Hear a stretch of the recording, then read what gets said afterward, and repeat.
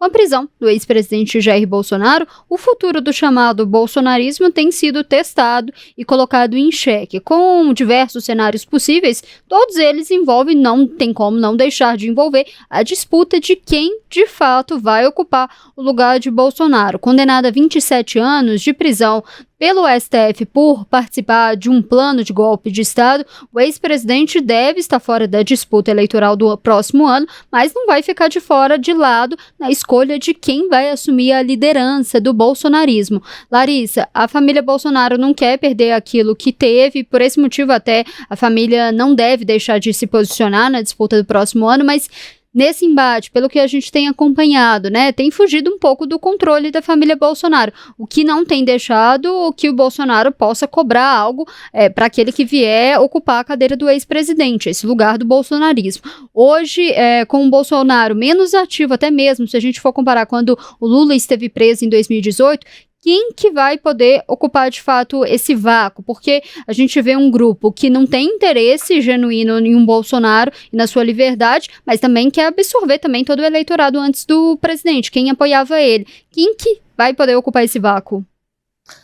Olha, Letícia, eu acho que para a gente fazer essa análise, né, é interessante a gente recuperar, inclusive, uma frase, né, uma declaração de Flávio Bolsonaro, do filho do ex-presidente Jair Bolsonaro, quando ele disse que era um bom sinal, né, era um bom sinal a direita ter tantos nomes colocados ali como possíveis candidatos à presidência da República no ano que vem, que isso era um bom sinal, era um sinal positivo, de que, de fato, ali o espectro da direita poderia oferecer muitos possíveis nomes diferentes. E aí, quando a gente coloca isso em perspectiva, né, a gente pode observar os governadores de direita, ou seja, Ronaldo Caiado, Romeu Zema, Ratinho Júnior, Tarcísio Gomes de Freitas. Então, quando ele falava sobre esse sinal positivo, né, apontando justamente para esses nomes que estão colocados e, claro, inclusive, o do senador Flávio Bolsonaro, que confirmou que seria candidato após receber ali o aval de seu pai, o ex-presidente Jair Bolsonaro. Mas aí eu acho que o questionamento que a gente precisa fazer, né, Letícia, Fred, todo mundo que está nos acompanhando, o que, de fato, esses vários nomes, né, vamos colocar assim, qual é a mensagem que isso passa, que esse fato passa para o eleitor, né? Acho que a gente sempre precisa pensar ali na ponta, como que as mensagens estão sendo recebidas, como que os discursos estão sendo absorvidos por esses eleitores. Porque, podemos pensar sob a perspectiva de, então, poder ter vários nomes, e se a gente compara com a esquerda, por exemplo, a gente está no extremo oposto em relação a essa possibilidade, né? A gente já discutiu aqui no Primeira Análise algumas vezes como a esquerda, né, está centrada realmente no nome do presidente Lula, inclusive para essa tentativa de reeleição no ano que vem. Então, quando a gente se volta para a direita e vê um outro cenário com outros nomes, podemos destacar isso que Flávio Bolsonaro avalia como um sinal positivo, mas como que o eleitor está recebendo essa mensagem, né? Esses vários nomes, como que vai ser possível alinhar os discursos, alinhar as propostas, porque no final das contas, é isso que o eleitor quer saber, né?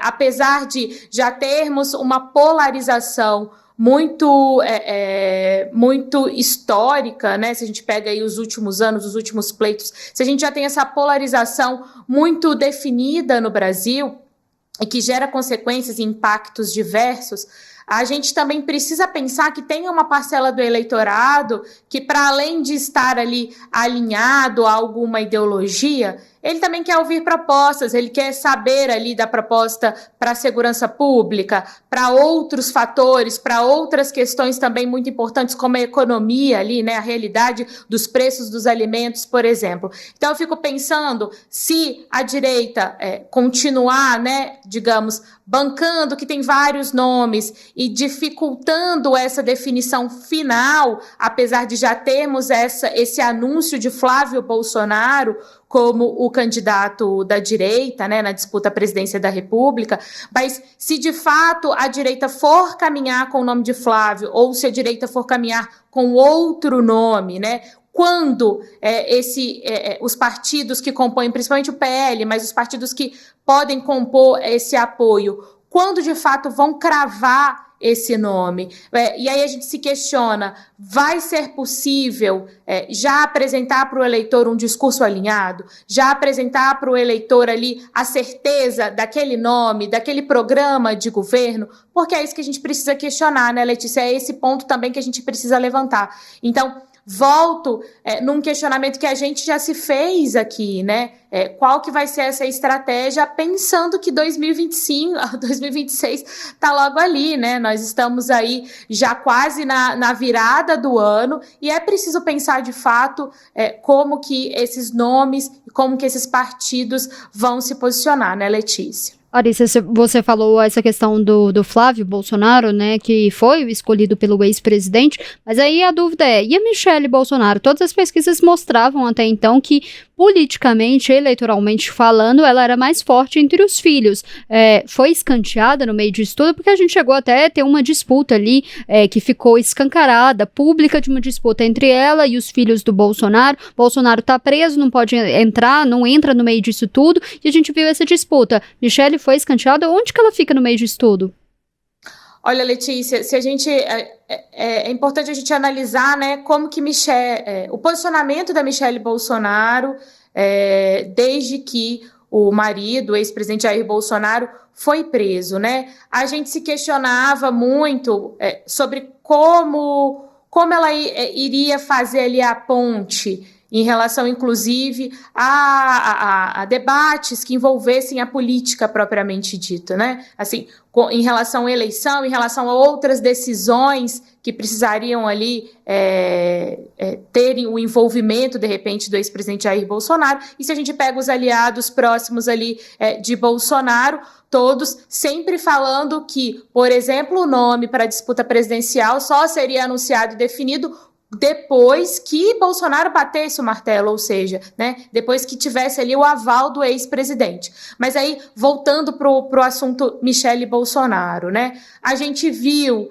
ela entrando no embate direto com os filhos de Jair Bolsonaro quando criticou a aliança que estava sendo construída, né, no Ceará, fez uma crítica pública, recebeu ali críticas dos filhos de Jair Bolsonaro, e muito se pensou que ela poderia, de repente, recuar ou algo do tipo, mas o que ela fez foi soltar uma nota depois de receber essas críticas, dizendo que respeitava a opinião, né, dos enteados, mas que ela pensava diferente, né? Uma nota bem enfática, divulgando, né, para marcar o posicionamento dela ali em relação a esse tema.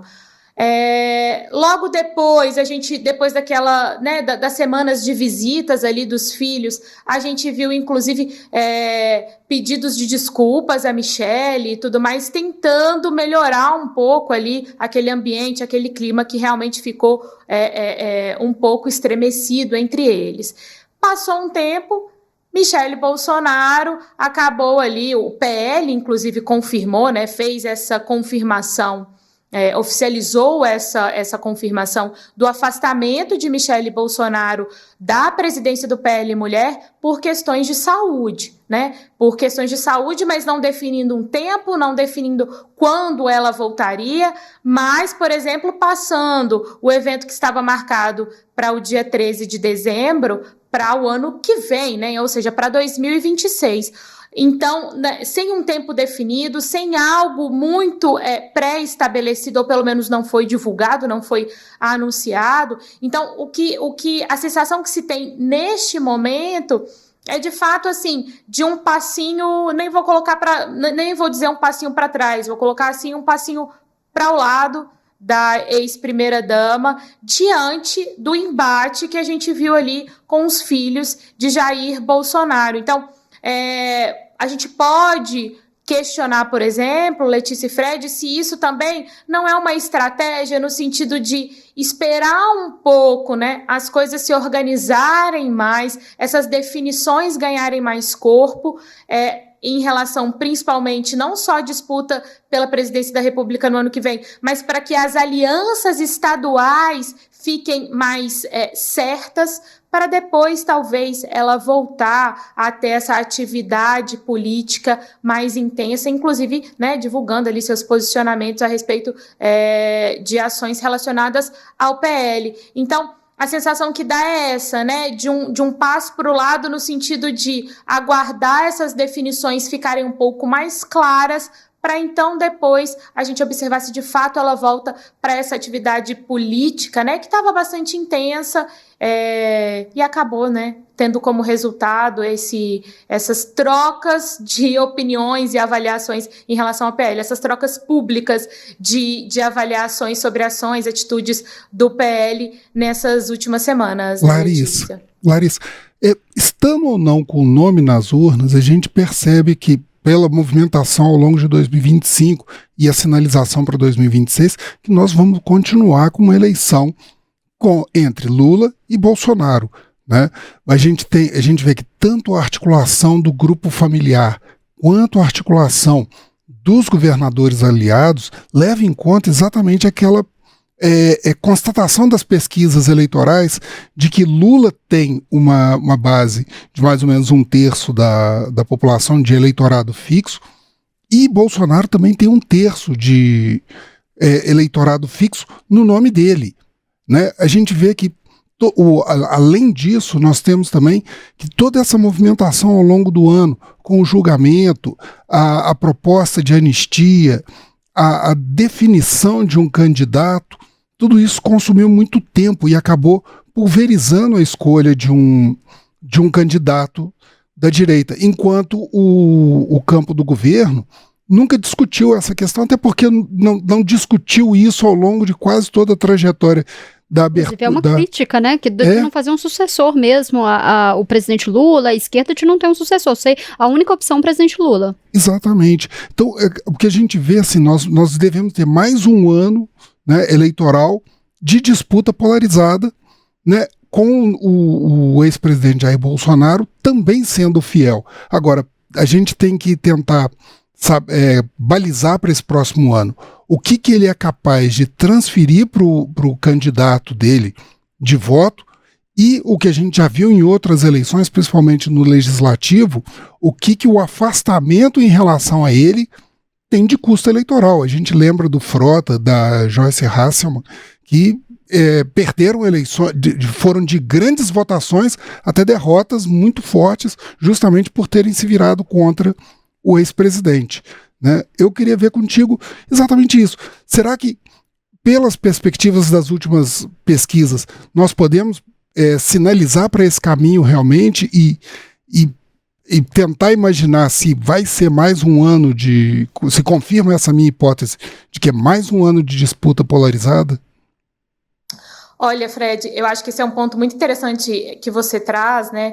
E é isso. Mesmo não tendo, né, a figura de Jair Bolsonaro como candidato, porque ele está preso e inelegível, e com o presidente Lula, né, dizendo, e essa confirmação aconteceu relativamente há pouco tempo, né, de que ele tentaria ali a reeleição no ano que vem, ainda que, né, seja essa a configuração, ao que tudo indica, a gente segue sim para uma eleição, mais uma eleição polarizada, né? E aí, logo que a gente fez a abertura do programa, eu fazia esse questionamento em relação, né, a mensagem que a direita vai passar para o eleitor, se essa demora na definição, por exemplo, a gente teve, claro, o anúncio de Flávio Bolsonaro, mas sempre destacando ali os outros nomes que também estão na corrida e estão nesse espectro da direita, né? A gente segue ao que tudo indica, para sim,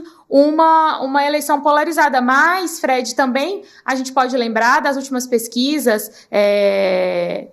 principalmente do Instituto Quest, né, da Genial Quest, trazendo que o brasileiro está cansado da polarização, né? O brasileiro demonstra ali um cansaço nessas pesquisas, mas ao que tudo indica, caminhamos, claro, para um novo pleito presidencial, principalmente muito polarizado, né, Fred? É interessante a gente observar essa questão do Fred, né, de transferência eleitoral, porque isso não é uma matemática muito exata, né? Não quer dizer que aquela pessoa ali tem um voto, que a transferência é automática. A gente vê muito isso nas disputas para governo do estado. Queria pontuar aqui um ponto, a gente tem vários governadores de direita tentando ocupar esse vácuo do bolsonarismo. A gente tem visto o Tarcísio se mostrando fiel ao Bolsonaro, então ele não deve atropelar a família, mas a gente tem alguns casos de governadores, como é o caso aqui de Minas Gerais, o governador Romeu Zema, e do Paraná, o Ratinho Júnior, que eles não têm nada a perder, eles não podem disputar uma reeleição. O caso, por exemplo, de Ronaldo Caiado, governador de Goiás, é um pouco diferente porque, primeiro, ele precisa resolver ali a questão do partido, ter um apoio de partido. Não acho que vai ser a questão. Ele está hoje filiado à União Brasil, mas a União Brasil não está ali muito disposto também a apoiar 100% essa candidatura dele. Lembrando ali que o Fred também trouxe alguns pontos, a Larissa também, lembrando que as últimas pesquisas, aí eu vou trazer aqui um dado da pesquisa Datafolha, que o Fred até estava me lembrando antes do jornal começar, é que o ex-presidente é visto, o Fred mencionou isso, como a principal liderança da direita. Essa pesquisa mostrou que 35% dos brasileiros preferem Bolsonaro, vê o ex-presidente Bolsonaro como uma liderança, enquanto o presidente Lula aparece ali como o maior líder da esquerda, para 56% dos entrevistados. E aí, a gente falou um pouco disso, né, que a tônica ainda vai continuar sendo essa polarização, porque, para o melhor dos cenários, para o presidente Lula, o melhor candidato é o Bolsonaro, e para a família Bolsonaro, o melhor candidato também é que seja o presidente Lula. O que nenhum dos dois quer é um nome ali do meio, moderado, e que muitos falam que, inclusive, que o governador de São Paulo, Tarcísio de Freitas, poderia ser esse nome. A pergunta que eu tenho agora, levo também para o Fred e para a Larissa, é o discurso da direita de 2026. Os aliados de Bolsonaro, no caso aí desses governadores, eles vão arriscar uma candidatura mesmo com a família Bolsonaro tentando? E como que o Centrão deve caminhar, né? Qual que é a narrativa do bolsonarismo para continuar mesmo com tantos nomes em jogo?